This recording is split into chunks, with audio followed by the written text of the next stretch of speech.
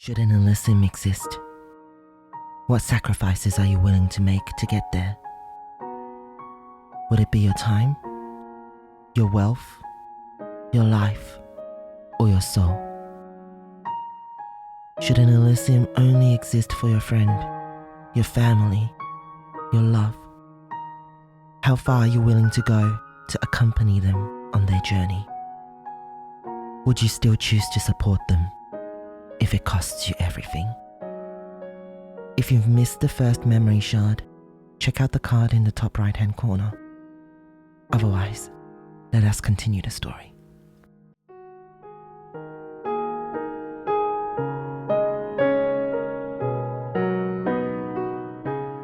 Can you tell me where we're going? Shawn asked after 20 minutes of non-stop walking, slightly bothered by the fact that Nate's hand was still locked onto his wrist. You'll know when we get there, Nate said.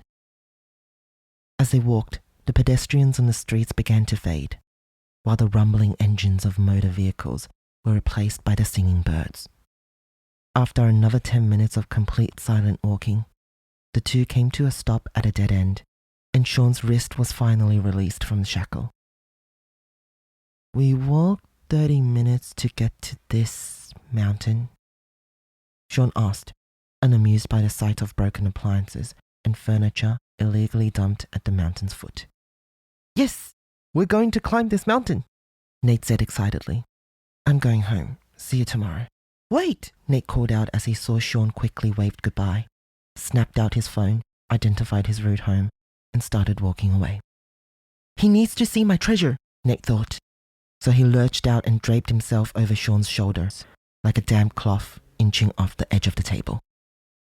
If you climb the mountain, I'll let you see my treasure. I'm not interested. You want to see my treasure, right? Nate said. His tone wavered slightly. Shawn sighed and responded in defeat. Yes, I want to see your treasure. I knew you were interested, Nate said with the biggest grin on his face. Just over there. We need to push through the shrubs behind the refrigerator and you'll see a narrow track. It'll lead you straight to that spot, Nate explained as he gently nudged Shawn forward by his shoulders, guiding him towards the refrigerator. Follow behind me. The starting part of the trek is pretty tricky. You don't want to get yourself caught by the branches, Nate said while pushing through the thick foliage. He then continued, I got caught in it many times at the beginning. They do hurt quite a bit. Shawn didn't reply and quietly followed behind Nate, clearing the first obstacle. So, what is it like to be the smartest person? Nate asked, attempting to break the growing silence. Shaken by the sudden inquisition, Shawn recomposed himself and replied, I don't think I'm the smartest. Nate chuckled at the absurd comment and said, Ah, yes, says the person coming first in almost every subject, liked by every teacher, got never-ending praises from the girls, the person every boy wishes to be, and he says he's not smart. I just work hard. You can achieve everything if you actually try. If I just try, huh? Nate muttered, then said in a loud voice, We're almost there. Just need to climb up this little slope. Do you always climb this slope? Shawn asked as he tilted his head upwards, strategizing his method of assault. Yeah, it's chill after a couple tries, Nate said nonchalantly. With his fingers interlaced, he casually supported his head from behind. Head raised, he slowly paced about, clearly uncertain as to where he should rest his gaze. The slope was only 3 meters in height, but it was practically a straight wall running up to the heavens and down into the depths of the earth. The only saving grace being the occasional tree branch extending out of the otherwise bare cliff face. Patches of green looked like paint blots chucked onto an abandoned artwork. I'll have to make do with the branches, Shawn muttered and sprinted to the stone wall. What? Shawn reached out his right hand and gripped tight onto a rock, pulling it hard to ensure that it was secure. He followed up with a high step, digging his left feet into a shallow crevice which he had located. With a giant leap, he launched himself upwards, reaching out for a rock with his left hand, while also finding a safe home for his right foot. With 2 effortless leaps, he was already near the top, yet that was when he felt the ledge crumbling beneath his right feet. Debris crashed down, denting the ground below, then ricocheted outwards. That's okay. I can just swing myself to the right and use that spot as a foothold, he thought, recomposing himself from the sudden collapse. Something's not right. The solid surface beneath his left foot began to soften and melt like a marshmallow near a fire, slowly wrapping around his foot. Shawn tightened his already firm grips on the rocks and braced himself. When the ledge finally collapsed, he felt a second of relief before the searing pain struck his shoulders for bearing the weight of his entire body. With every fiber of his muscles strained to the limit, Shawn realized he was short on time. He must come up with a solution quickly if he wanted to escape his imminent demise. Meanwhile, a mixture of dirt and pebble rained down once more, this time flying straight towards Nate. Stunned by the sudden turn of events, Nate stood still, staring blankly at the rocks drawing closer by the second. Just as the debris was about to strike, his reflex finally kicked in. He quickly curled into a ball, yet his hands and arms were still cut by the razor-sharp edges of the rock shards. "Shawn!" he yelled. "Hold on! I'm coming now!" Nate charged up a small hidden path next to the cliff as his eyes quickly scanned for items he could use to help Shawn. "Those branches? It'll break. What about that big one? I'm not strong enough to carry that. Those vines? Vines!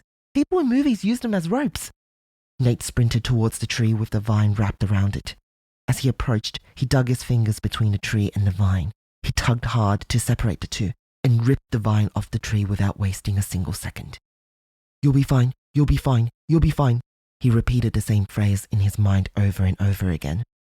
When he reached the top, he chose the strongest looking tree, threw the vine around it, quickly tied it, and sprinted to the cliff.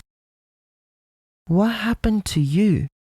Shawn asked, staring at Nate's bloodied fingers and cuts on his arms. "I was trying to help you. I thought I could drop this vine to..." Nate explained as he held up the vine to show Shawn, and suddenly he realized how frail and dried out the vine looked. It was a withered vine on the verge of crumbling to dust. I have some band-aids in my bag. You should use them to cover your cuts," Shawn said as he rummaged through his bag. "Oh, yeah, sure. Wait, how did you get up here?" Nate exclaimed when the surprise finally hit him. "There was a tree branch a meter away from me. I swung myself over, used it as a temporary foothold to recover some strength, and climbed my way up," Shawn replied as he continued his hunt for the band-aids. "That seems easy?" "No, it wasn't. I was pretty close to falling. Just got lucky," Shawn responded and passed the band-aids to Nate. "Oh, thanks." Nate took the band-aids and began mindlessly unwrapping one. His eyes appeared unfocused, and his thoughts lied somewhere else. Shawn sighed as Nate was about to slap on the band-aids without any treatment for his wounds. He reached into his bag, pulled out a sealed bottle of water, cracked it open, grabbed Nate by his wrist to pull his hand closer, and poured the water over the cuts. "Don't you know to clean your wounds before applying the band-aid?" "Hey, I'm sorry." Nate started apologizing out of nowhere. "I was only kidding when I said I climbed a cliff every day. I didn't think you were actually going to climb it." The sudden sincerity caught Shawn off guard, and awkwardness began to build within him. His eyes fluttered as he sifted through his memory for the correct response. The world appeared to have come to a halt. Then he blurted out, "Guess I'm just more skilled than you." "What? I said I was sorry for the joke. I didn't say I can't climb it," Nate said, kicking a pebble down the cliff. "Well, maybe you can show me next time. But until then, I'm still better than you," Shawn taunted as he finished wrapping the last band-aid around Nate's pinky finger. "Okay, which way do we go now?" "Bus." Memory Shard 2. The Path to Elysium.